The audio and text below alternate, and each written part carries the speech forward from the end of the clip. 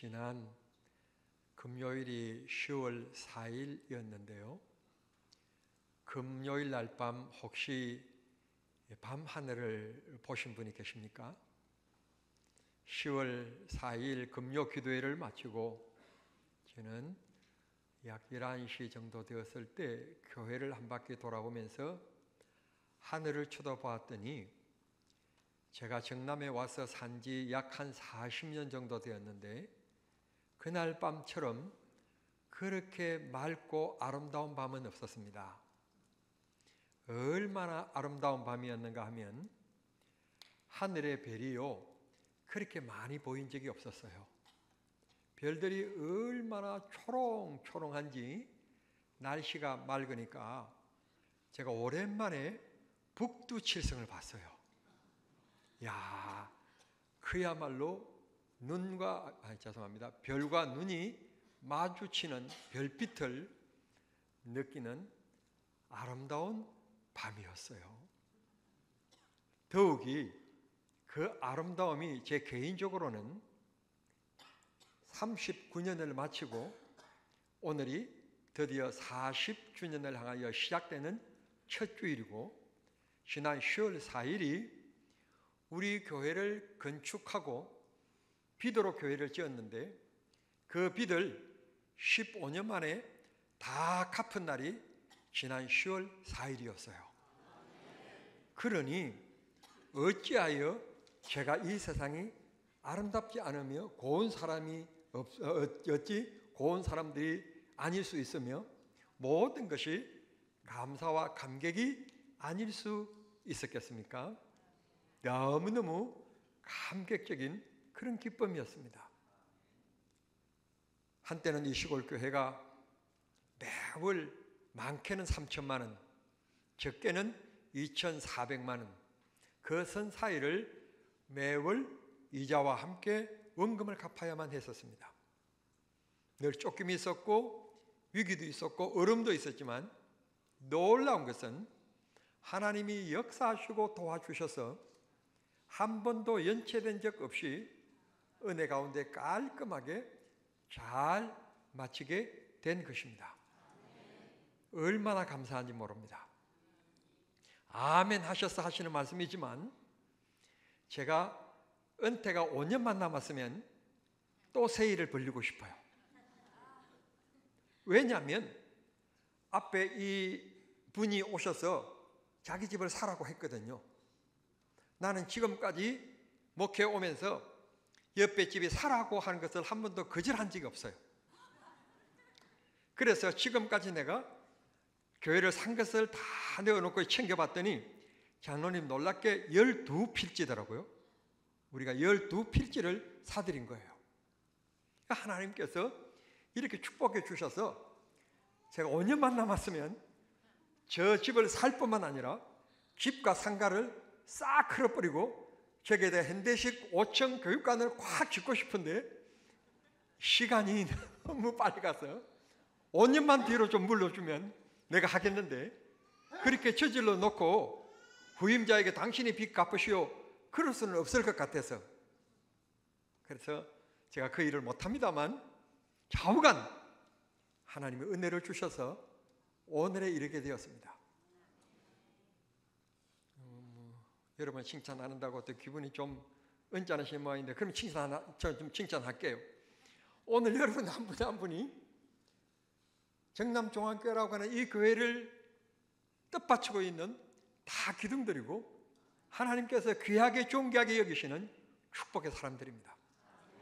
오늘 여러분들이 하나님이 하신 일이지만 여러분들이 이 정남종합교회의 주인공이시고 이 자리에 계신 여러분들이 건축하신 분들이며 이 교회를 헌당할 수 있도록 밑거름이 되신 분들이십니다. 바라옵기는 하나님이 반드시 여러분들과 여러분들의 자손들을 크게 축복해 주실 줄을 믿습니다. 시편은 150편까지 되어 있는데 9절 우리에게 감동이 아닌 말씀이 없습니다. 특별히 시편 150편을 시작하는 1절은 이렇게 얘기합니다. 복 있는 사람은 이라고 말합니다.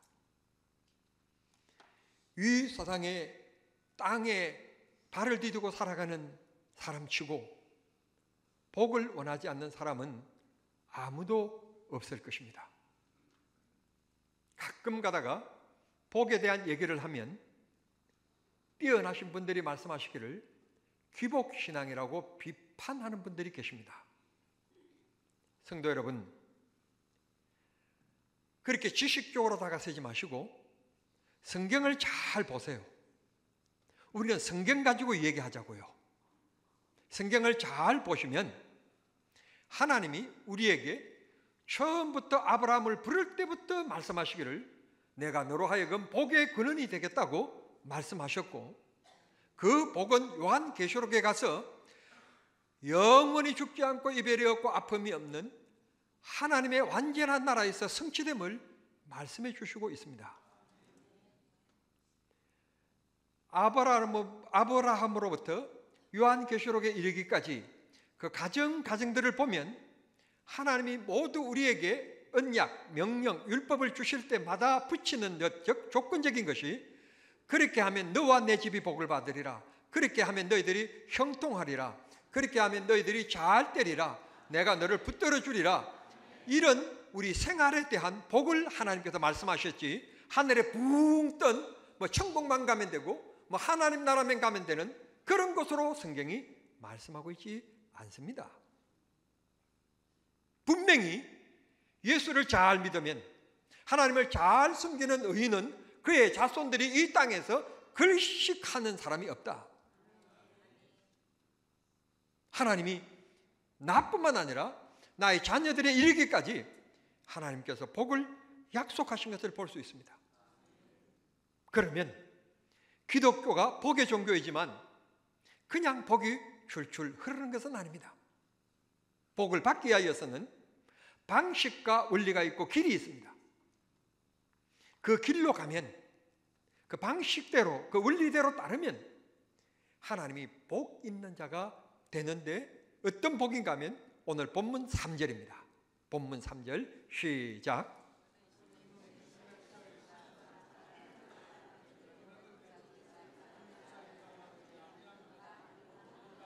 그가 하는 일이 다 형통하리로다.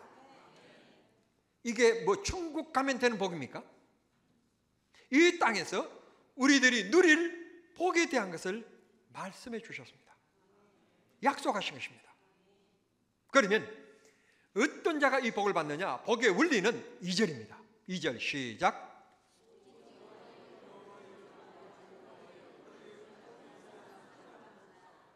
아멘. 하나님의 말씀을 사랑하여, 여러분, 사랑을 위하여서는요, 다른 것을 포기하지 않으면 온전한 사랑을 이룰 수가 없어요.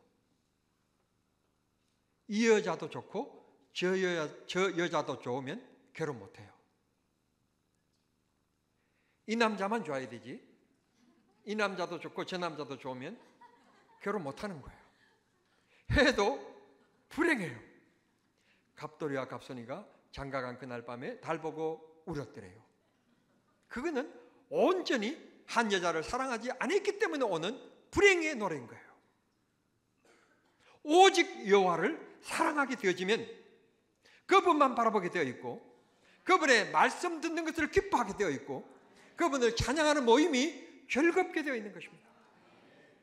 그런 자가 시냇가에 심은 나무처럼 시절을 쫓아 열매를 맺으며 그가 하는 모든 일이 다, 아멘 할 준비하세요. 또 아멘 안 하면 남의 얘기만 되니까, 내 얘기가 돼야 되니까, 다 형통하리로다. 우리가 하나님의 말씀을, 하나님을 사랑하고 하나님의 말씀대로 살기를 몸부림치면 하나님께서 우리로 하여금 형통의 복을 주시겠다고 말씀하시고 계십니다. 요즘 인기 프로그램 중에 하나가 한문철 박사님의 이게 자동차 사고를 내는 블랙박스에 찍힌 그런 것을 모아놓은 방송이에요. 그걸 바라보면서 좀 안타까운 것들도 많고요. 나만 운전을 잘해야 되는 게 아니라 남도 잘해야 된다는 것을 느끼게 돼요. 어떤 목사님이 신방을 약속했는데 신방 시간이 쫓겨가지고 지금 갑하게 길을 가게 되셨답니다. 도로 건널목에 섰는데 차가 띄엄띄엄 가니까 사람들이 빨간불인데도 불구하고 그냥 휙휙 지나가는 거예요. 목사님도 급한 마음에 빨간불인데도 건너가려고 막 했더니 뒤에서 양복을 탁 잡는 이가 있었는데 뒤로 돌아보니까 어린 아이가 양복을 붙잡더래요. 그 어린 아이가 하는 얘기가 목사님 그러는 거예요. 그 말에 그냥 갑자기 전기가 흐르는 것처럼 막 찌릿하고 깜짝 놀란 거예요. 목사님은 모르시지만 이 아이는 자기 교회 목사님인 걸 이 어린 아이는 안 거예요. 근데 그 목사님이 빨간불인데 건너가려고 그러니까 이걸 붙잡은 거예요. 목사님 건너가시면 안 돼요. 민망한 이 목사님이 핑계를 했대요. 저 사람들도 건너가는데. 그랬더니 그러면 안 돼요. 목사님 파란불만 쳐다봐야 돼요. 저 사람들 쳐다보지 말고 불법을 행하여 건너가는 저 사람들 쳐다보지 말고 파란불을 쳐다봐야 돼요. 그때 목사님이 엄청난 교훈과 은혜를 받았다는 거예요. 이 세상 살아가면서 우리가 잘 나가는 삶도 쳐다보게 되고 여러 가지 세상의 환경도 바라보게 되지만 정말 바라봐야 될 분은 예수 그리스도구나. 우리를 온전케 하시고 우리를 구원하시는 예수 그리스도를 바라봐야 되는구나 하는 것을 목사님이 그날 엄청 깨닫고 그 다음날 설교가 예수를 바라보자 그 설교를 했다는 거예요. 그러니 성도들이 은혜를 받겠습니까? 못 받겠습니까? 내가 이렇게 창피스러운 일을 당했습니다. 어린아이만큼도 못하는 이런 기초적인 윤리의식을 가지고 있어가지고 내가 창피를 당했습니다. 우리가 예수 안 바라보면 세상 살아가면서 목사로서 장로로서 집사로서 창피당하게 됩니다. 우리 오직 예수만 바라보고 삽시다. 그렇게 설교했더니 온 성도들이 은혜를 받았다는 거예요. 성도 여러분, 우리는 주님을 바라보고 주님의 말씀에 순종하며 주님의 말씀의 길을 가야 될 줄 믿습니다. 우리는 하나님의 자녀입니다. 하나님이 그렇게 살면 축복해 주실 것입니다. 그 블랙박스를 보면서 가끔 가다가 제 마음을 아프게 하는 게, 그렇다고 해서 제가 그 TV만 보고 앉아있는 사람 아니에요. 음주 운전하시는 분들이에요. 정말 제가 가슴 아픈 게 음주 운전이 하루 이틀 얘기가 아니잖아요.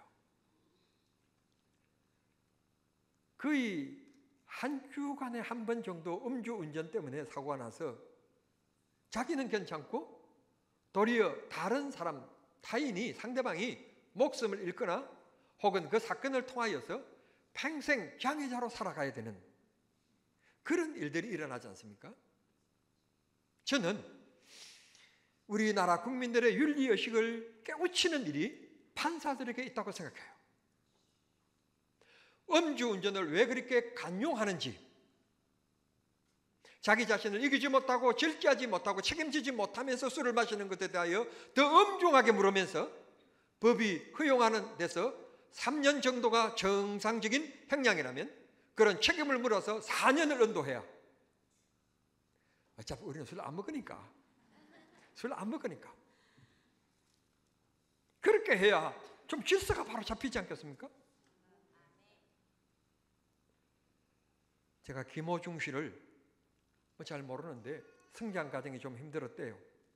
그래서 성악가가 돈으로 경제적으로 여유있지 않으니까 트롯 가수로 전향해가지고 이제 전국 투어를 하면서 돈을 막 벌고 있는 중에 음주운전으로 사고를 했어요.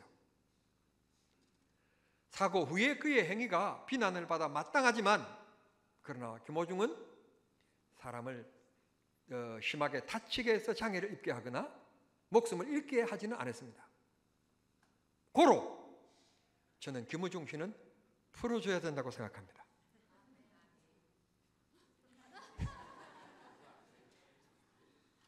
다만 남을 다치게 해서 장애를 입게 만들었다든지 목숨을 잃게 만든 것은 단순한 사건이 아니라 그 가정이 깨진 것이기 때문에 그에 대한 책임을 철저히 물어야 된다고 생각합니다.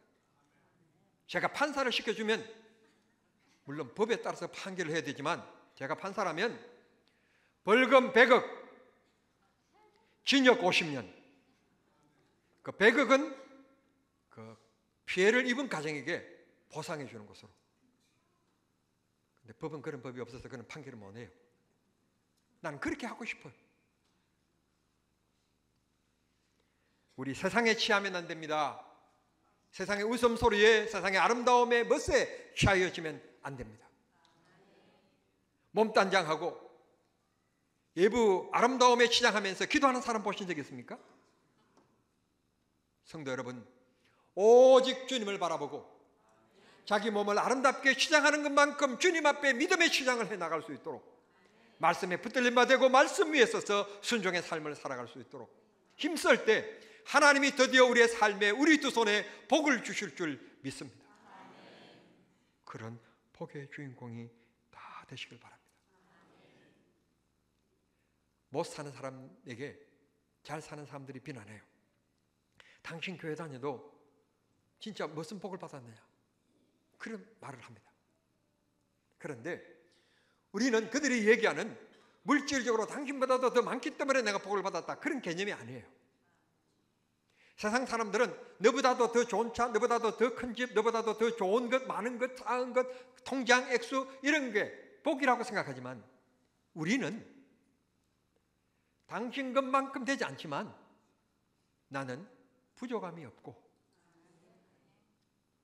아쉬움이 없고 불편함이 없는 것, 그래서 오는 결과 마음의 평안.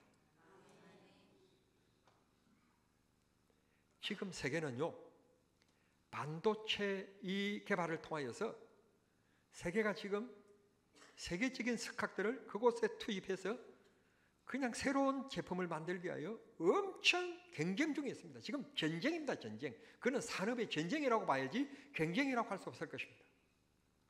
자칫 잘못하면 그냥 반도체를 만드는 회사가 한눈 팔았다가는 금방 그냥 무너지기는 일쑤입니다. 그냥 앞서가는 분들에 의해서 추월당하면 큰일 납니다. 감사한 것은 삼성 반도체, 하이닉스 뭐 등등 해가지고 반도체를 만들어낸 지난달 김원석 집사님 어디 있어요? 지난달이 세계에서 우리 한국의 반도체가 제일 많이 팔았다면서요. 제일 많이 팔았다고. 반도체 연구실만 있어가지고 판매 계통을 잘 모르시는군요. 사상 처음으로 세계에서 대한민국이 제일 많이 팔았대요. 경제적으로 힘들고 어려운데 그러나 약간 선방해 주신 게 반도체고 자동차 산업이라는 거예요. 방산 산업 세 가지. 성도 여러분, 그런 사람들이요, 그런 경영주 삼성이나 SK나 뭐 애플이나 이런 분들이 지난밤에 편안한 마음으로 잤을까요? 보고서 쳐다보고 어떻게 하면 5년 후에 10년 후에 어떻게 될 것인지 얼마나 마음을 졸였을까요? 우리나라의 개인적인 재산이 제일 많다고 하는 삼성의 이건희 회장이 살아계실 때 그분이 제일 개인적인 재산이 많은 분이신데 그분이 하는 얘기가 이런 얘기를 한 적이 있었어요. 마누라만 빼고 아내만 빼고 다 바꾸라. 대변역 제 핵심을 부르짖었던 분이셔요. 만족한다는 뜻입니까? 만족하지 않는다는 뜻입니다. 그런데 우리는 이상스럽죠. 근력도 없지요. 가진 것도 많지 않지요. 그런데도 불구하고 마음이 평안한 거예요.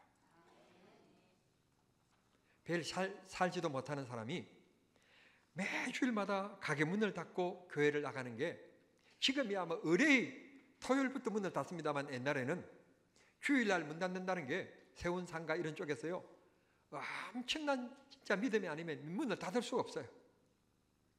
주일날 매출이 더 많기 때문에 그렇습니다.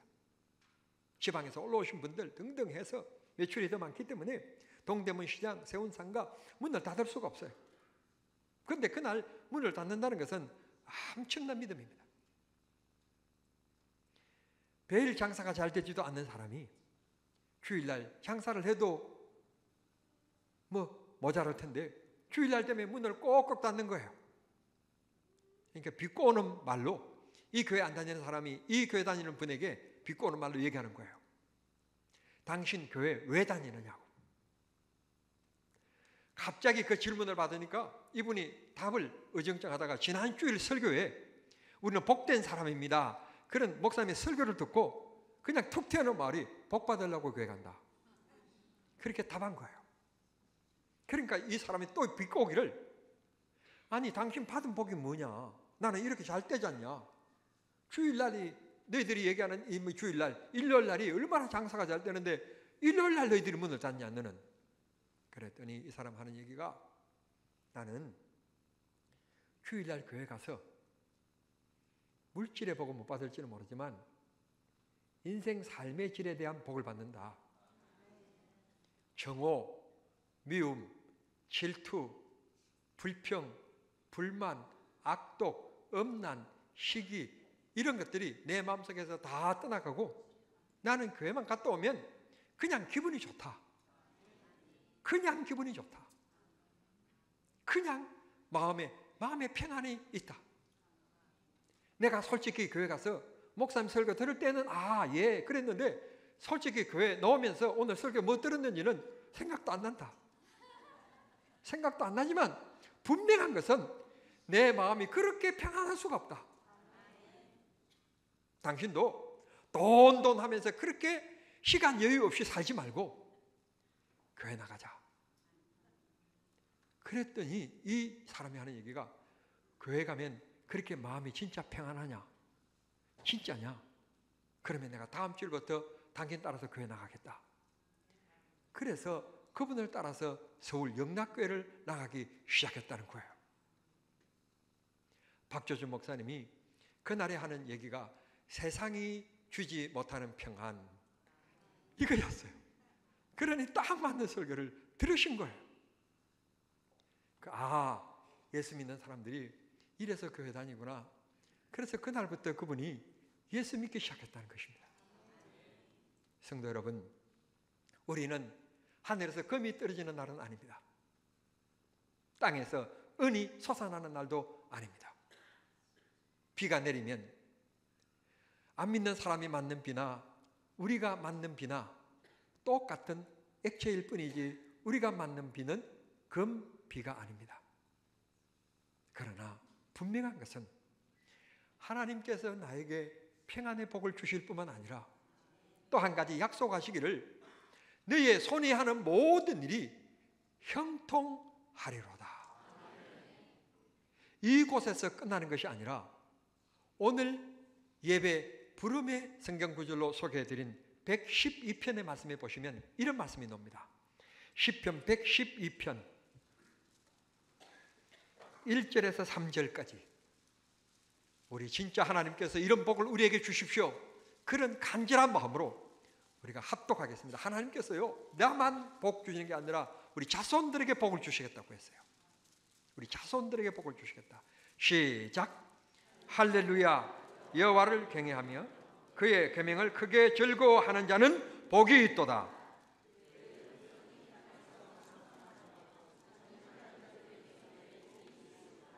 그의 후손이 땅에서 강성하며, 자 3절 시작. 부와 재물이 그의 집에 있으며 그의 공의가 영구히 서 있으리로다. 아멘. 하나님께서 분명히 우리에게 약속해 주셨습니다. 내가 주 안에 거하고 주님의 말씀에 순종하여 사는 믿음의 결단을 가지면 우리 가정에 평안이 있고 우리 자손들이 복을 받게 된다고. 다시 말씀드릴게요. 우리 자손들이 복을 받게 된다고. 나 때문에 하나님이 복을 주신답니다. 내가 믿음을 심고 순종을 심고 섬김을 심으면 그 열매를 우리 자녀들이 따게 된다는 것입니다. 성도 여러분, 제가 지난 봄에 1년 전에 우리 교회 정문 입구에다가 밤나무 한 그루를 심었습니다. 그런데 그 밤나무가 고맙게도 올해 밤이 주렁주렁 열렸어요. 키는 저보다도 크지 않고 조그마한 나무인데 밤이 막 열렸어요. 보여드릴게요. 이게요. 임봉기 장로님이 다른 사람이 주워갈까 봐 주워오셨다는 거예요. 첫 열매예요. 이제 기대하세요. 내년에는 이보다도 훨씬 많은 게 열릴 거예요. 아멘 한 사람은 다 내년에 꼭 먹어요. 아멘 안 하신 분들은 믿음 없으니까 내년에 드시면 안 돼요. 따으면 그분들은 손대면 안 되고, 아멘 하신 분들만 알밤 때 따쓰세요. 두 번째, 제가 교회 하단에다가 감나무 두 그루를 심었어요. 근데 올해 그 감이 열렸는데 누가 따버리니 따버렸어요. 손톱만한 게 열렸는데 너무너무 귀해서 내가 사진을 쫙 찍었는데 그 생각 없이 있다가 두 주인가 가서 보니까 밤이 사라져버렸어요. 감이 사라져버렸어요.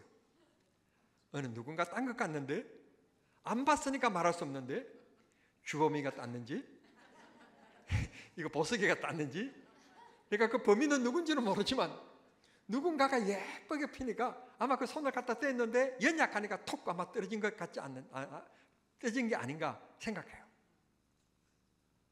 한 그루에 감나무를 심었는데 이제 내년 후명년이 되어지면 여러분들이 그곳에서 정말 새파란 감이지만 따면 씹으면 단 맛이 나는 단감을 드시게 될 거예요. 심기는 제가 심었지만 드시는 것은 여러분 거예요.